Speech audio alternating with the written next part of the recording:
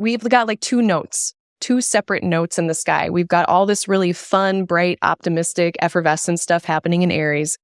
We've got comfortable, chill, yum time in Taurus.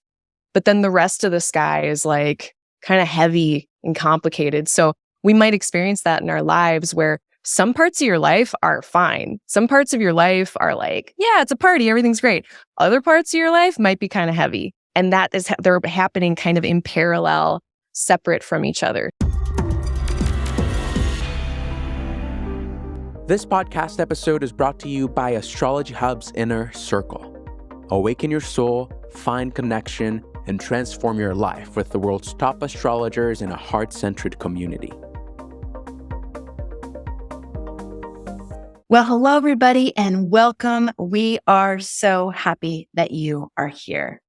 For those of you who are new to our channel here at Astrology Hub, welcome. And you have just joined a worldwide astrological conversation that is happening here. Every week, we dive into the weekly weather. We talk all things astrology with some of the best astrologers in the world. We're so grateful that you're here. If you're interested in things like this, make sure you hit the subscribe button and the notification bell. That's right. And the notification bell so that you're notified whenever a new video is released here. For those of you who have been tuning in for a while, thank you so much. We love having you a part of our community. It's great to be here with you again. And it's also great to be here with the astrologer that we are focusing on today, consulting astrologer Claire Moon. Claire is going to walk us through the week of April 3rd to April 9th. Claire is also a consulting astrologer on our new reading platform, Astrologer Connect. And this is the last 2 days. So Monday the 3rd, Tuesday, April 4th are the last 2 days to get in on the promo pricing for our Inner Circle online membership. If you are tired of trying to piece things together on your own when it comes to your astrological studies, if you would love to be able to go deeper into your studies with amazing astrologers who are kind and gentle and compassionate and amazing teachers, along with an incredible heart-centered community of astrology lovers from all over the globe, the Inner Circle is the place for you. Go to astrologyhub.com/IC23 and check it out. If you go to that page and you go, yes, this is what I've been looking for, this is the time to jump in. We will be changing our pricing at midnight on April 4th. I don't know when we'll be doing this promo period again. So there's no contract when you join. If you want to jump in, try it out. We'd love to have you. And it's just an incredible place to be. Our community is thriving. It's full of people who of all levels of study. So there's newbies and we have resources for newbies.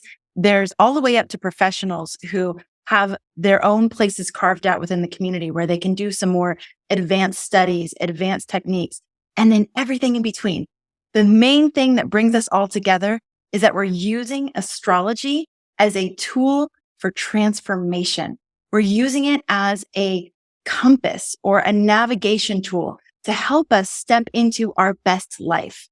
So if that is something that you love, and if you love learning astrology, both from learning techniques potentially, but also like really embodying the astrology, having experiences of the astrology, this is the thing for you.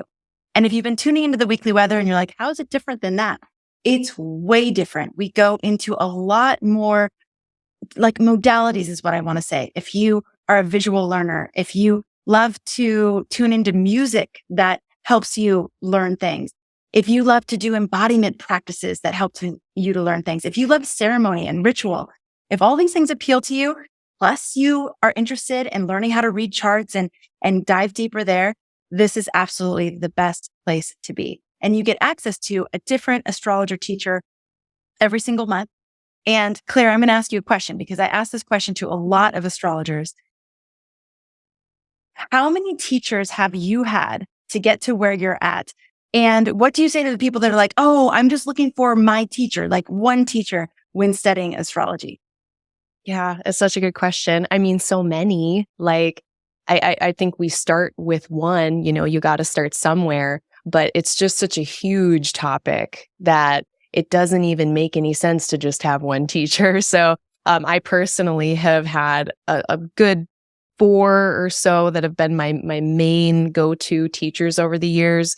But I mean, I can expand that to 8 or 10. I mean, if I listed off everybody I've taken a workshop from, a course from, a class from, I don't know, 30. Like there's so I forgot, like I've lost track. So it takes a village, like for sure, Yes. with learning this. Yes. And the Inner Circle is a great village. We've curated some of the best astrologers there. You don't have to wonder if they're good astrologers, if you're learning the right things. They are amazing and we are ready for you. So go to astrologyhub.com/IC23 and join us today. You like that? You like the way that sounds? All right. So a little bit about Claire. She's the host of the YouTube channel, Aligning Light Astrology. I love that name. She specializes in natal interpretation and forecasting. She uses a blend of Hellenistic era astrology and modern techniques when reading charts with her clients. So let's start, Claire. Give us the big picture for the week ahead. Yeah, thank you so much for having me again. It's good to be here. April 3rd through the 9th. It's not a simple week. So I'll just start off with that. We've got a couple big events in Mercury going into Taurus, having a Libra full moon. So we'll talk about those two things. My 2 favorite days of the week, probably Monday night into Tuesday, and then Sunday. It at least rounds out good. But I do think this week it's one where we're going to want to move forward with stuff because full moon. We're going to want to be active because full moon. But then there's a bunch of other little subtle complicating factors, which is what we'll be mostly talking about. So it's kind of it's an interesting week. I was trying to find one through line for the whole week of like, what is the theme? What is the overall deal this week? And the main thing that I came to was, and it's maybe it's more like a piece of advice / the theme is knowing like before we're acting, saying, doing really important things, know whether it's coming from a place of emotions or whether you're coming from a thinking place. Because it's going to be, I mean, in general, we have those things inside of us all the time, but it's going to be really good to know and discern, am I coming at this because I'm having a lot of feelings or am I coming at this from a place of rational thought? And that's really going to serve us, especially Wednesday, Thursday, Friday. So with that, shall I dive into each day? I have a question, of course. Yeah. Is there one that's preferable over the other? I mean, sometimes speaking from a feeling place or like an emotional place is beneficial because it might like open something up. It might communicate something really essential. And sometimes coming from rational thought is more of the ideal. Mm-hmm. So, and sometimes it's impossible to do the rational thing when you're having that irrational moment. So what are you suggesting, or what does the astrology suggest is the right?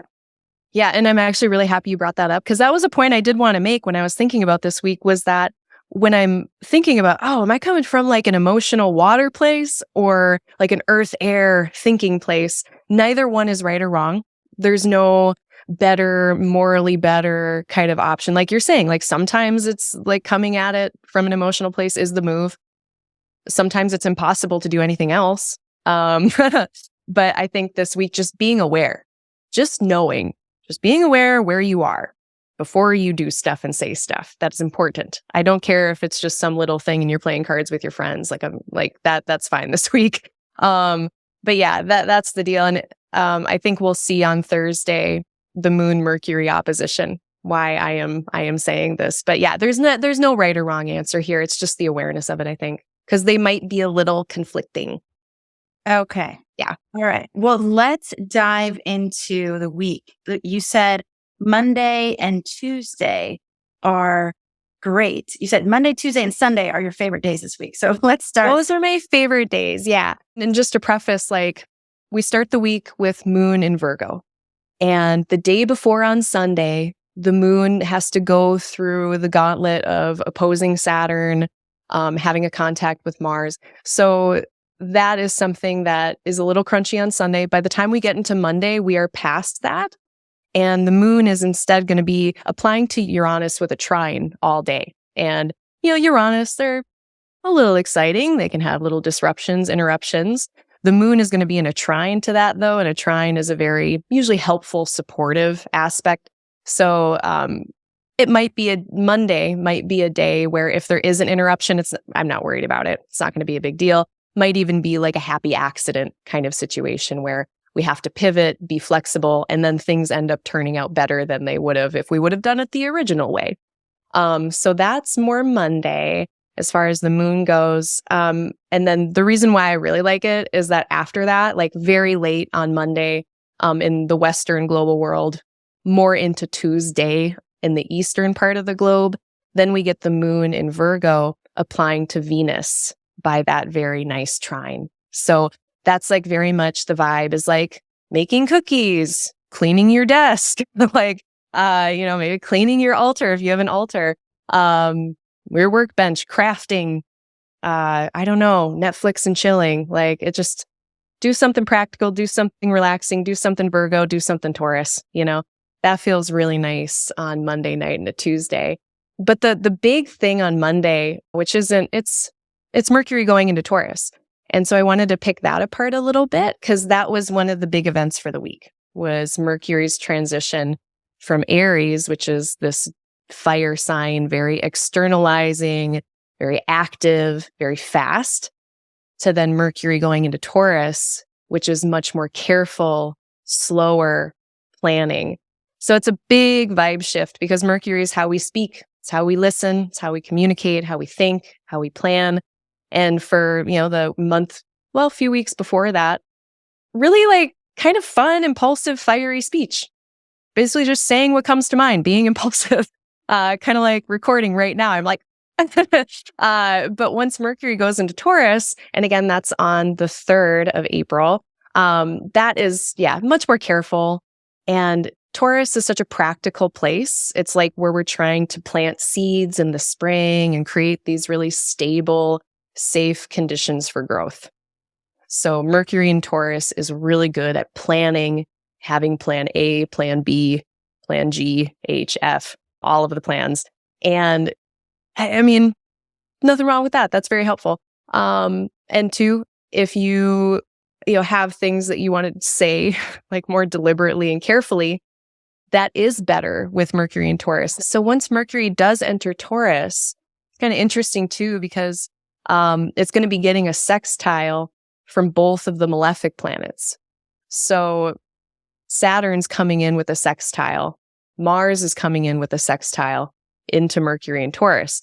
Sextiles, they're helpful. So what does it mean then when we've got these really helpful kinds of connections between planets that we normally think of as like, ooh, Mars, ooh, Saturn. But I like to think of them as like motivation and discipline. So we've got like very like rational, careful planning Mercury and Taurus being flanked by here's some realistic stuff, be disciplined, and the motivation to get stuff done. So it overall feels like very constructive, very productive, not the usual vibe of Taurus lounging on a fainting couch with a charcuterie board or something like that. But no, it feels like a really constructive, nice shift. Much more slow and deliberate though than Aries. Fair question. Yeah. Is Mercury in Taurus? They're going to actually be in there until June 11th. Brings up a really good point. Mercury's going to do a retrograde. And granted, that's beyond the scope of this week, but like they're usually going through a sign in about 3 weeks. This time it's about double that because they are going to do a retrograde loop. So, and you're saying they for Mercury. Oh yeah. Yeah. They, them. I'm always anthropomorphizing all the planets, like pretending like they're little people. Especially Mercury. Yeah. Yeah. Especially Mercury. They're all over the place. Yeah. Yeah. They're in the lower world, the upper world. They straddle the first house. That's their joy. Yeah. Right. Yes. Okay. All right. So Tuesday, Mercury moving into Taurus. Mercury's going to be in Taurus until June 11th. Yes. And doing a retrograde. Will the retrograde be completely in Taurus? Yep. Totally in Taurus. Okay.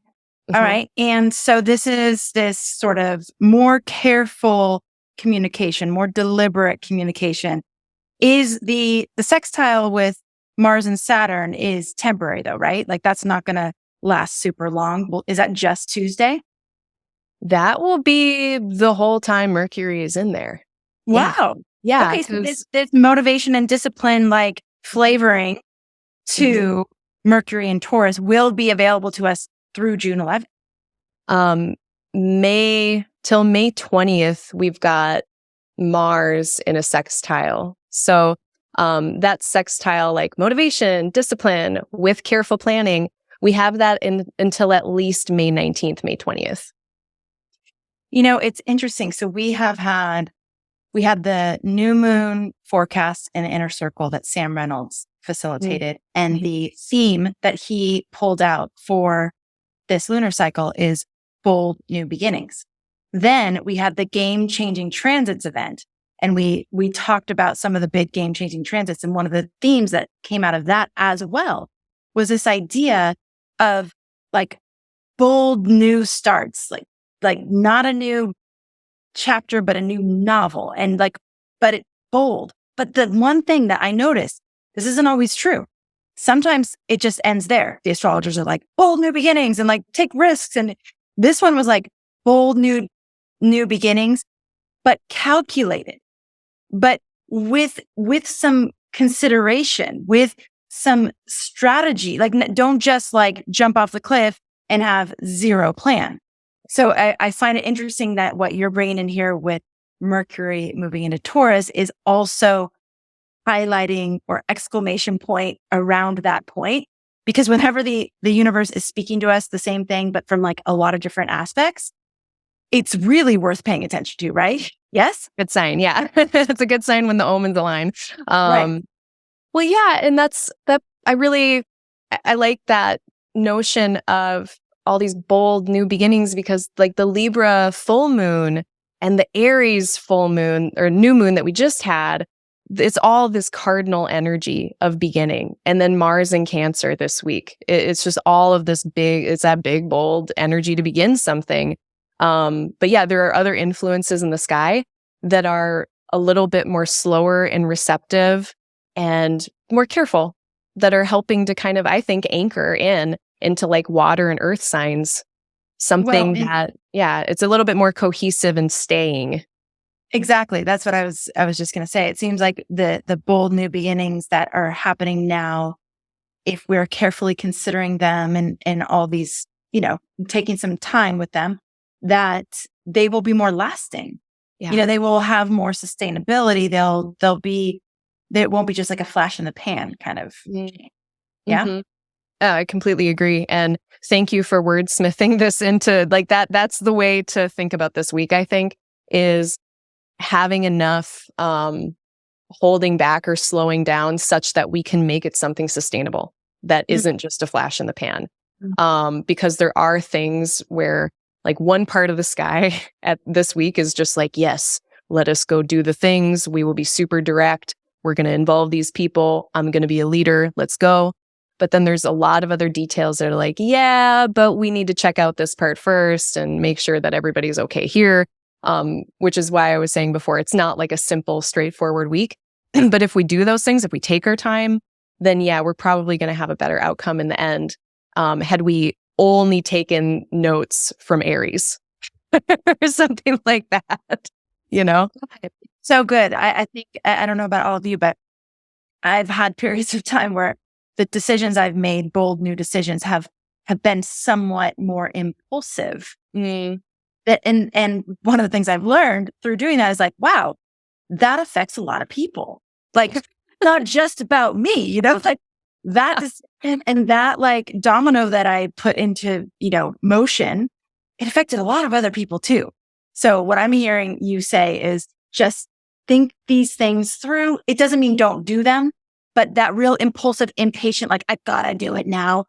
Maybe keep that in check a little bit and just breathe and take your time and, just take a moment with it. Take it through. Yeah, absolutely. Yeah. And maybe those impediments will come through externally. Maybe like we'll experience it this week as something inside is just telling me to pump the brakes, or something inside is just having me not feel very assertive. And that's okay. That's totally okay. I think with Sun exalted in Aries right now, Jupiter is also in Aries, and Jupiter is like that very encouraging, optimistic, like, heck yeah, let's just go do it. It's going to turn out fine. like, again, that can't be the only note that we listen to. So if there is some trepidation coming from elsewhere this week, I think that's totally fine. I don't think we need to look at it as like a red flag necessarily or a warning signal. It just kind of, it's a slowdown. So Tuesday, now this is a day where, earlier in the day on Tuesday, we've still got the moon trining to Venus from Virgo. Very nice. We're going to get moon opposite Neptune. And this is pretty much in the morning as well on Tuesday. And that can be a little short-term note of lack of clarity. Anytime the moon is opposite Neptune, there's a chance that the facts on the ground are being muddied a little bit. It'll clear up by the end of the day, if there is any confusion at all. And then the main thing on Tuesday is just the moon entering into Libra. And once the moon enters into Libra, it is also going to enter into a square with Mars and Cancer. And that is one of the major reasons this week why I feel like there's a little bit of a slowing down, a lack of maybe moving forward in the way that we intended. It might be more circuitous. Maybe the way we're moving forward with things or wanting to is just not as direct as we might like otherwise. That's Mars and Cancer. And that, again, that's happening about 3 p.m. Pacific Standard Time. Moon is going to enter into Libra. So, all being told, if you have any really delicate discussions to have this week, anything that's like needs extra care, Tuesday is not the day to do it. So Tuesday is your just mind your own business day. That's what I call those days sometimes. Just mind your own business. And then on Wednesday is when we have the Libra full moon. So the Libra full moon, that is happening pretty much right in the middle of the sign. I think it's about 16 degrees. The sun is in Aries, and this moon is being ruled over by Venus, who is over yonder in Taurus. So the very interesting thing about this full moon, we've got the sun and the moon in these cardinal signs that have this big energy to begin, right? The big, bold, like we're doing stuff. And then Mars, who is also part of the rulership scheme of this, where they're ruling over the sun. So when the sun needs help, they're looking to Mars. Mars is also in a cardinal sign. It's in Cancer. More beginning energy, more birthing energy, and coming forth into the world type energy. So that's why I'm kind of thinking we're going to want to move forward. We're going to want to be continuing ahead. We just had that new moon in Aries. That was a huge burst of beginning energy. Usually with a full moon, we're looking for what is fruiting, what is peaking, what is culminating at that time. And usually it would be as simple as that. Like, oh, it's a full moon. Here's the loaf of bread that I made. I always use like bread as an analogy for the lunar cycle. Like, I made a loaf of bread. Here, I would like to share it with you. It's a full moon. But it's almost like saying that Mars being in Cancer, it's like, yeah, but I got to make sure that they don't have any food allergies. I got to make sure they're not allergic to nuts or something. Like there's something that slows us down, but that's not necessarily a bad thing, right? So there's some other steps to take. That's why like I'm personally just going to be watching this full moon. I'm going to be observing it. I'm not using it to do anything special. And I would like to see what the rest of the sky is going to be saying around that, because I do think that there's some more complexity there. There is like notes of Aries leadership, especially that middle 10-degree chunk is very solar, leading by example, or I am, doing my thing. I'm embodying my identity out in the world. The place where the moon is in Libra, that middle part really speaks to commitment to the structure and order of our interpersonal bonds. Like in these relationships I'm in, how do these work? What is the structure of these relationships? Where do my commitments lie? Where do I have to be a leader? Where do I have to understand how I fit in with the other? So there's those types of themes happening. It's not as simple as I'm just going to charge ahead and be a leader and do my project and share it. We also really have to make sure that, Mars in Cancer, that we're not foregoing our needs, that we're not forsaking other people's needs. And Mars doesn't like that. Mars doesn't care about any of that. It doesn't have any bedside manner. But Cancer is all about bedside manner. So again, it's just we're moving along a little bit more ploddingly. Mercury this is the other thing that happens on Wednesday. So along with the full moon in Libra, we're also getting Mercury connecting with Saturn in a sextile by degree. So kind of what I was saying before about the discipline piece with that careful planning, we're getting that perfecting on Wednesday. And then the Mercury, our planet of connecting with others through ideas, words, language, it's actually going to end up for the rest of the week being in between Mars and Saturn. So it's, if our speech wasn't slowed down already by being in Taurus, it's going to be slowed down a little bit more, I think, by being in between the two malefics, for kind of sandwiched in between them. Maybe like, it's not the worst version of this, but being between a rock and a hard place, kind of like a softer version of that. So again, Claire, one what more are the thing. days when this is happening?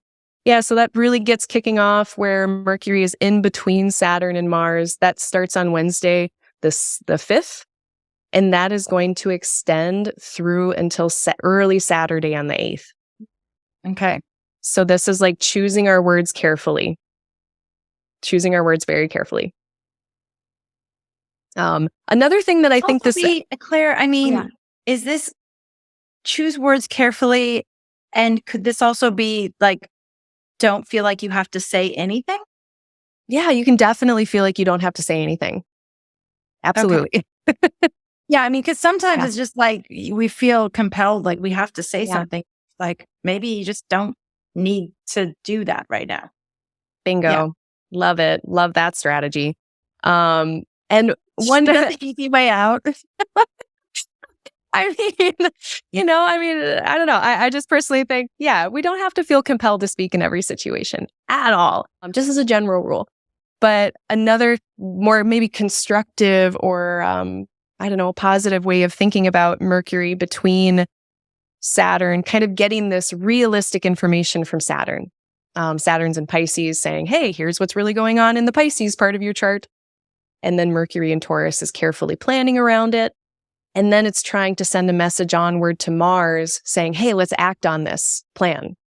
But then Mars is not able to act very quickly, very directly. But what I was thinking more constructively is this could be a recipe, especially with the sextile nature of these interactions, taking responsibility for planning and pursuing our needs. Like, what do I need to feel safe and comfortable? What do I need to feel secure and stable? And tending toward that. And that is much more of like a personal, private pursuit. But you could also extend that to people you love or people in your family, people close to you. What do they need to feel secure, safe, stable, comfortable? All of these kind of Taurus, Cancer concerns. What is stable? What feels safe? And being able to pursue that in a kind of effective, serious way. Because when I think of Saturn and Mars together, I think serious time. That's pretty much all I had in terms of Wednesday with that full moon. Then on Thursday, on the 6th, this is where Mercury enters its pre-retrograde shadow. So I had mentioned that Mercury is going to be having an extended stay in Taurus this time until June 11th. And on the 6th, it reaches 5 degrees of Taurus. That is where Mercury, it'll eventually keep moving forward. It's going to retrograde April 21st and come on back to that same 5-degree point. So this is where, if you know your rising sign in your chart, you can find the part of it, if you're out there that has Taurus, start watching those house topics. Like, for instance, my Taurus is in my 4th house of home and dwelling. Maybe I'll rearrange my furniture. I don't know. It might be something that simple, but start watching the stories in your Taurus, the Taurus part of your chart, for that Mercury retrograde stuff. But they are still moving forward. The only other thing that happens on Thursday that was super important for me is Mercury meeting the north node of the moon. The lunar north node, I call them Rahu. I use like the Vedic Jyotish and a myth of the dragon, which I won't get into here, but the main point is the north node of the moon speaks to increase, and it can even be too much of something. And with Mercury in Taurus, with the north node, what would be too much of that? That would look like maybe excessive planning, excessive worrying, because Taurus wants to maintain. It's worried about, okay, how do I make sure none of this goes away? And we can overdo it when we're worrying about that or planning or, trying to maintain. So watch that in yourself. Make sure you're not overthinking it too much. And then Friday. So Friday, we are going to have the moon moves out of Libra and it enters into Scorpio. And at this point, I'm thinking if you felt a little pressurized this week, if there have been things where, the Aries part of the chart is like, yes, let's go do it. And the rest of the chart is like, hey, but what about these other things? I think by the time Friday comes around, we might be a little frustrated. We might be really rearing to just do what we wanted to do in the first place. And we're going to actually have Moon and Mars in a very free-flowing aspect called a trine, where that energy that Mars is feeling in Cancer is being translated to the Moon very easily. And they're also in each other's homes. Mars is in the Moon's home. Moon is in Mars's home. It's making that connection even stronger. And it's all water, Moon and Mars. It's like, I'm feeling this thing and I would like to act on it, please. And there's not a lot of thinking happening. At the same exact time that whole trine is going on, the Moon is also opposite very practical, reasonable Mercury in Taurus, who's doing all the thinking. And this is where we're coming to that point where it's like, is this your emotions or is this your thinking parts? Which part is informing your decisions right now? And is it both? And how do you want to act? And so just having that awareness, because we're really going to be feeling deeply wanting to pursue something, but that is going to be almost working at cross purposes to what Mercury is trying to carefully plan in Taurus, if that makes sense. Does that make sense? Yes. I mean, I'm like trying to imagine what you're saying. And could this mean that it might feel like the plan that you're carefully concocting for this bold new beginning could feel like it gets blown up, or it might want to get blown up, or like I'm trying to imagine, like I'm trying to imagine what sort of situations we might be in and how this could play out. I don't think it's going to blow up. I think everything's going to stay on the rails this week. I'm not like my threat level. It's not like a threat level orange. It's like a threat level yellow or green. And I think that because the water signs are more internally experienced, they're nocturnal signs. Cancer and Scorpio are nocturnal. They're not always trying to like influence everything around it. So I think that feeling part's going to be very internal. I don't think that means we're just going to let loose and just do whatever. But there might be a bit of a juxtaposition between how we're feeling and how we kind of know intellectually that we want to proceed. Those things might not be matching up.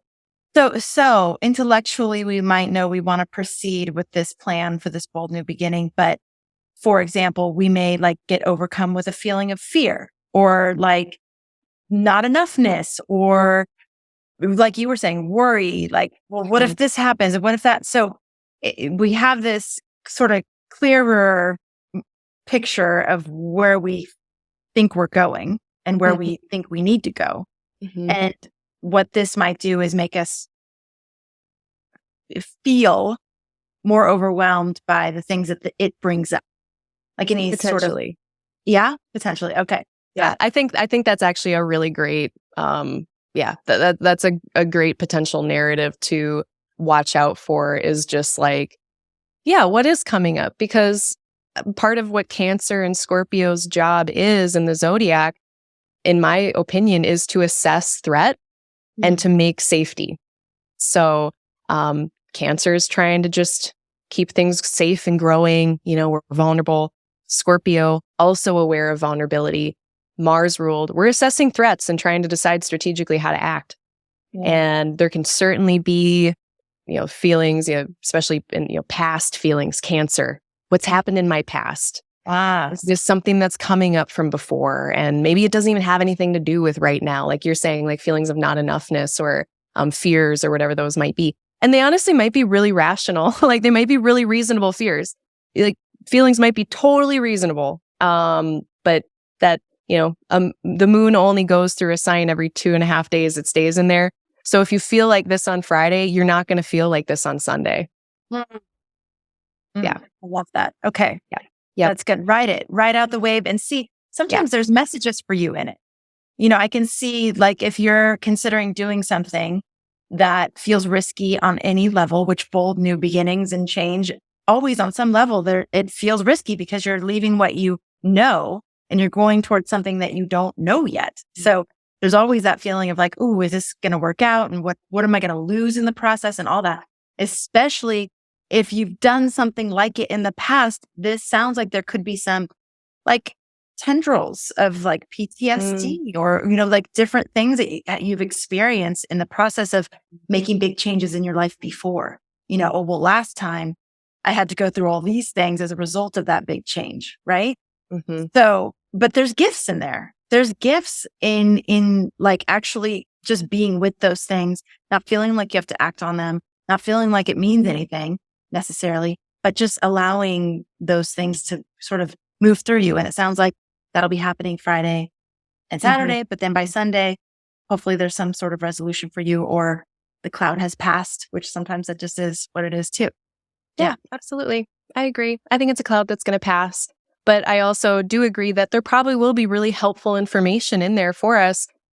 Even asking ourselves on Friday, like if I am feeling crunchy about things that are moving forward, what do I need? What needs of mine are not being met? And how can I meet those needs? Or if you're working in collaboration with someone, even thinking about them, like, well, what do they probably need? And are their needs being met?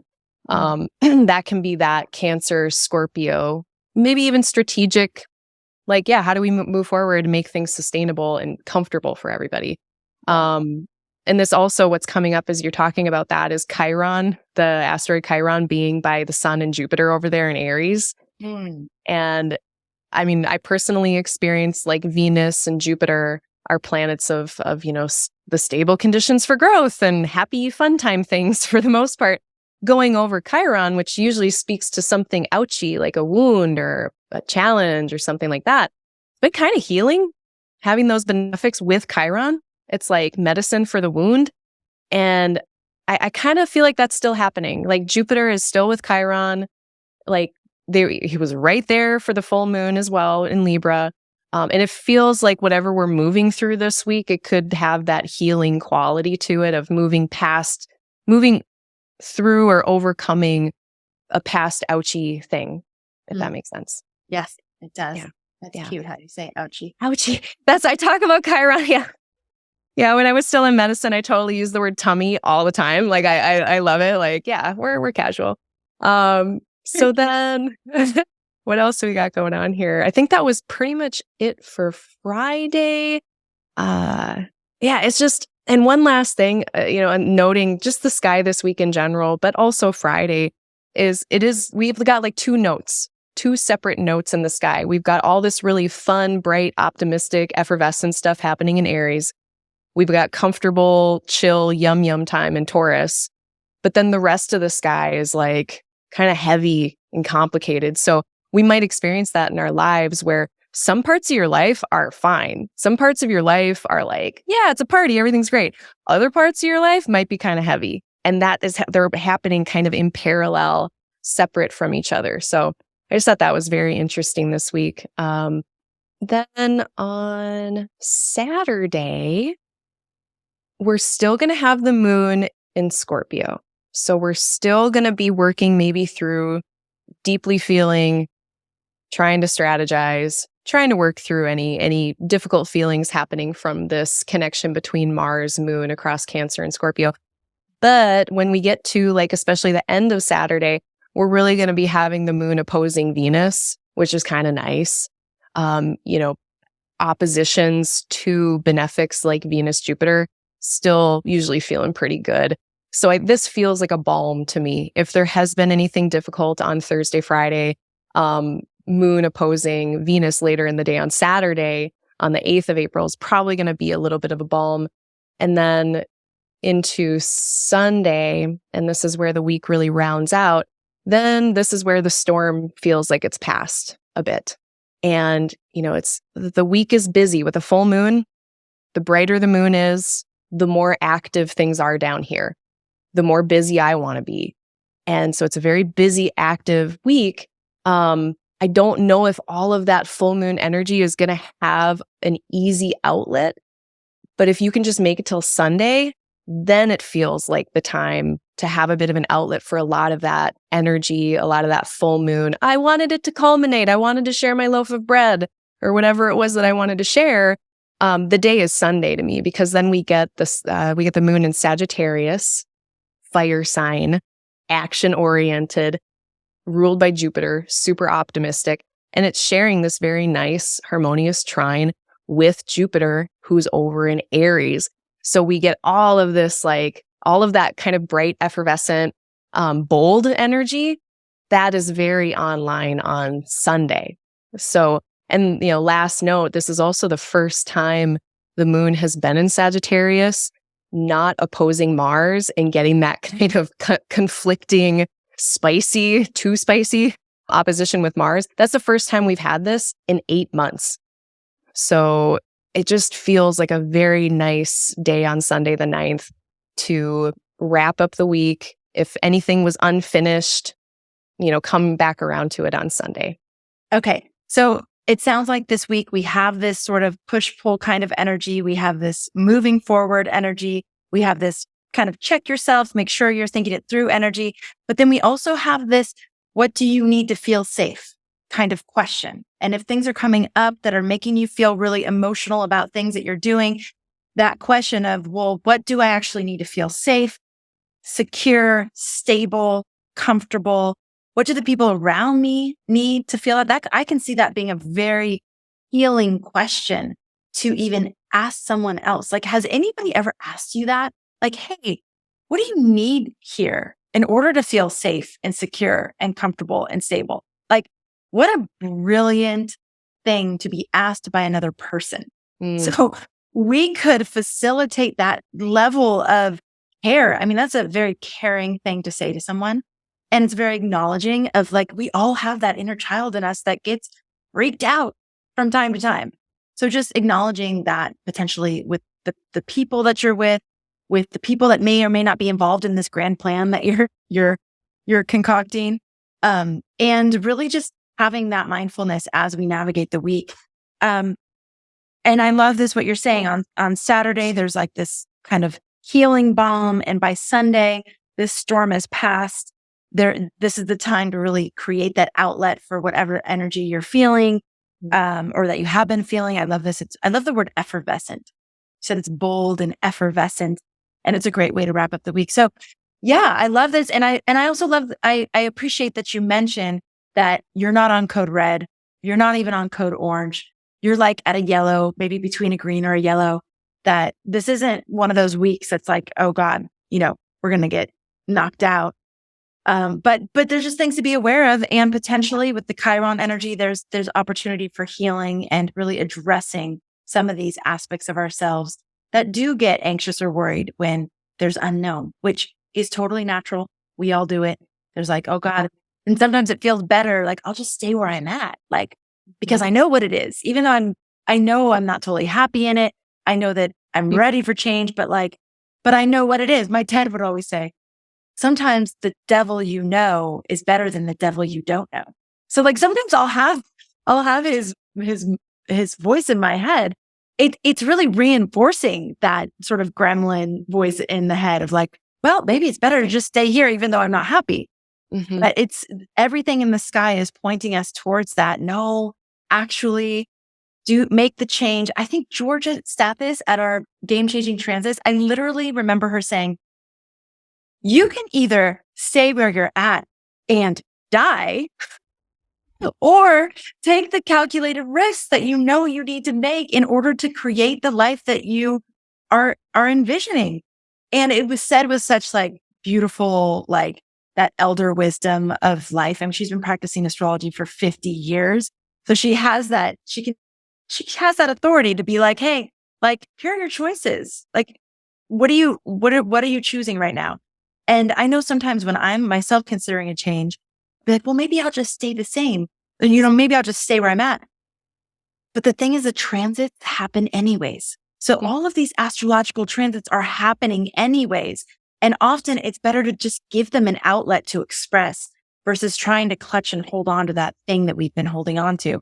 Because what happens in my experience when we do that is kind of implode, like from the inside out. It's like either like allow the channels of energy to have space, or like it's even more uncomfortable to resist it, right?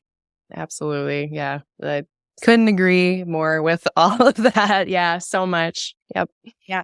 So Claire, first of all, I want to say for those of you who have ever felt overwhelmed in your studies of astrology, we have done so many things in the inner circle to streamline your efforts, to tell you exactly like you're at this level of astrological studies. So start here, then go here. Here's where we recommend that you focus.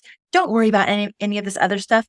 Just stay here until you have a level of comfort and mastery here, then move to the next level. What's the next level? Oh, we have a little quiz that you take when you join the membership. It'll tell you exactly what phase of learning you're at. It'll give you the resources you need to meet you right there. You can take that quiz every 3 months or every 6 months or every year and re-see where you're at so that you can have a map for your own journey and learning, of course, in your own way. We don't prescribe it like super boxy, but we do give you your options at each phase of the path. So I just wanted to say that because I know that learning astrology can be this overwhelming thing. It's like it's a study of the ever expanding universe. Of course, it feels overwhelming at times, but we're doing our best to just simplify it, to hold you through the process and make it as easy as possible. So if you're on the fence about the inner circle, now's the time to jump in. astrologyhub.com/IC23. We'll also put that link in the show notes, in the description. Also, Claire is one of our consulting astrologers on our new reading platform. And we were having a conversation before we went live. And I asked Claire, because I've been running into this so much. I said, do you ever meet people who are nervous about having an astrology reading? Like they're scared. They're wondering if they're going to hear something they don't want to hear, if you're going to see something about them that isn't, is quote unquote bad, Like we have these little scripts inside of us. And Claire, I would love to hear, first of all, do you run into that as well? Second of all, what do you say to people who are like, I'm curious, I want to know, but I'm scared. I don't know if I want to have a reading. What do you say to people like that? Yeah, it's so common. It happens every week. Every week I talk to people, someone is nervous. And I mean, I was nervous too before my first reading, like definitely. It's just unknown. I've never, especially if you've never done a reading before, it's like, what happens in there? What do they talk about? Yeah. And what I tell my clients is that first and foremost, they know themselves the best. And to be honest, a lot of what comes out in the reading, a lot of times they already know that. And it's more just like validating or helping them to understand things that they already had a clue of or an idea. And it is very much a co-creative activity where I'm not just telling them, oh, this is who you are and this is what's happened and this is what's going to happen. It's much more a collaborative discussion where I can say, hey, how's this coming out in your life? I see this thing in your chart. How's it coming out? And then we have a conversation about it. And it's very like identity affirming conversation or a validating conversation, but it is a conversation. And yeah, totally nothing to fear. And, I personally check in a lot during the consultation, making sure that they don't have any questions or concerns. So yeah, it's not just me sitting on a high throne being like, this is what this is and that's what that is. Yeah, it's not the case. I love that you were in the medical field for a long time before you were an astrologer because you understand bedside manner. And as you all know, there are some people who have awful bedside manner and they'll just like, and it can be devastating, right? Yeah, like to be the recipient of that is really, really hard. It can be very harmful. Someone like the only astrologers we work with on Astrologer Connect have brilliant, beautiful bedside manner. They are there as your advocate. They're there as a support network for you. They've got your back, and they know that astrology, when used correctly, is the ultimate tool for empowerment, for self-love. Really, at the end of the day, it's like, oh my God, you're this beautiful constellation. Like your chart is this evidence of this gorgeous unique, never been done before, never going to happen again potential. And you are that. You are this constellation of energy. And to hear it reflected from someone who's like a stranger, quote unquote, and to have them be able to see these aspects of yourself. I mean, how many times have you heard, wow, you see me in a way that like, I wish my mom saw me, or I wish my partner could see me, or I wish I could see me even. Mm-hmm. Yeah. Yeah. Or even just like they see themselves like that. They know themselves, but to hear it validated externally when other people in their life haven't been able to see that for whatever reason. Yeah. It's like deeply helpful, empowering discussions to be had for sure. Yeah. I mean, I'll just never forget the first time I heard I had a Pisces moon. I was like, oh my gosh, I have cosmic permission to cry sometimes. This is the best. I was like so happy. It's like what I found about my Gemini moon. I'm like, cosmic permission to ask questions? Yes. Questions over time. It doesn't mean there's something wrong with me. Amazing. Right. Yes. Yeah. Love it. Okay. Well, great. So Claire is available for readings at astrologyhub.com/Claire Connect, CLAIRE Connect, or you can go to astrologyhub.com/connect and choose any astrologer there that you would like to have a reading with. And also, so you have 2 pieces of homework. Check out Astrologer Connect if you're curious about readings, and check out the Inner Circle if you're curious about learning more, going deeper with your studies, working with the most masterful astrologers, and also being supported by a heart-centered community as you do it. This is the place. This is the time. This is the best price that we'll be offering. So check it out, astrologyhub.com/IC23. That closes tomorrow night at midnight. Okay. Claire, you are amazing. Thank you so much for being here with us. I love your practical, pragmatic, descriptive. There's like something about the way that you read the astrological energies. It just feels so like tangible. I can like put my teeth in it. I got a good plan for the week ahead. So hopefully all of you are feeling that as well. Super grateful for you, Claire. Thank you. Thanks to all of you for being here, for being a part of our community, for making astrology a part of your life. Can't wait to catch you on the next episode. Take care, everybody. Every day, people around the globe turn to astrology to find inner peace and fulfillment, gain a deeper understanding of themselves and others, and navigate the tricky and complex world around them, only to be left lost and confused by resources that demand too much of their time, energy, and brain power. Because no matter how much you focus or commit to learning about astrology, you're trying to decipher the world's largest encyclopedia. And while learning astrology isn't supposed to be simple, it's a whole lot easier when you can tap into the minds of the world's best astrology experts and a community of like-minded souls who are here to support you on your journey. That's where we come in.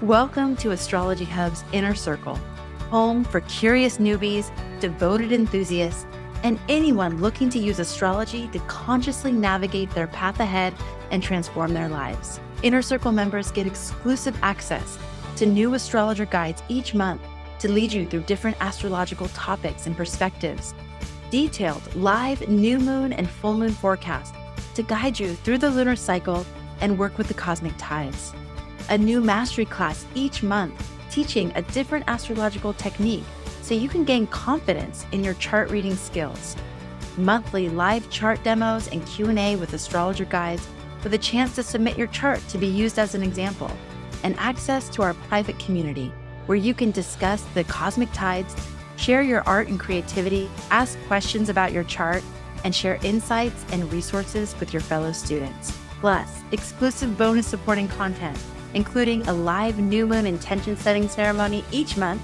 daily text cosmic updates on important transits and energies, and bonus mastery classes on the part of fortune and spirit with Donna Woodwell, retrograde planets with Michelle Dench, and the Galactic Center with Julia Balas. The Inner Circle community is the place for anyone hungry for meaningful connection with other students of astrology, and enrollment is currently open for new students. We know that everyone has their own unique path to discovery. The Inner Circle will meet you where you're at and give you the tools to get where you want to go with our step-by-step learning path guide. We may be all different and on our own paths, but we're all under the same sky. And our community is home to thousands of people united in our individuality and shared journey of discovery. Go to astrologyhub.com/IC23 to learn more. I really hope that you'll join us on the inside.